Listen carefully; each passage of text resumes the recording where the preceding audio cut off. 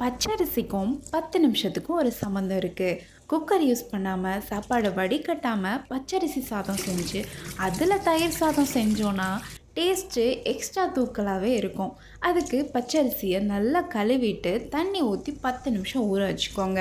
இந்த டைமில் ஒரு பாத்திரத்தில் தண்ணி ஊற்றி அரை டேபிள் ஸ்பூன் உப்பு போட்டு நல்லா அந்த தண்ணியை கொதிக்க விடுங்க. தண்ணி நல்லா கொதித்து வரும்போது நம்ம ஊற வச்ச அரிசி அதில் சேர்த்து மூடி போட்டு 10 நிமிஷத்துக்கு வேக விட்டுறலாம். இதில் ரொம்ப முக்கியமான விஷயம் பார்த்திங்கன்னா, நம்ம அதில் ஆட் பண்ண போகிற தண்ணியோட அளவு தான். 1 கிளாஸ் அரிசிக்கு 3 கிளாஸ் தண்ணி ஊற்றணும். அப்போது 2 கிளாஸ் அரிசினா 6 கிளாஸ் தண்ணி ஊற்றிக்கோங்க. நீங்கள் தண்ணி எக்ஸ்ட்ராவும் ஆட் பண்ண வேண்டாம், எக்ஸ்ட்ராவும் நீங்கள் எடுத்து வெளியிலையும் வைக்க வேண்டாம். 10 நிமிஷத்துக்கு அப்புறமா ஸ்டவ் ஆஃப் பண்ணிவிட்டு அப்படியே விட்டுடுங்க. 10 மினிட்ஸ்க்கு அப்புறம் போய் ஓப்பன் பண்ணிங்கன்னா நம்ம தயிர் சாதத்துக்கான பர்ஃபெக்டான சாதம் ரெடி ஆகிடும்.